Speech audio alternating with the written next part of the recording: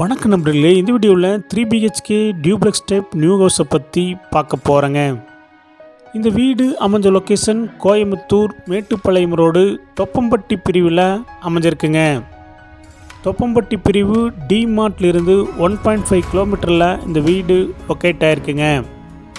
Land area 3.5 சென்ட்டுங்க.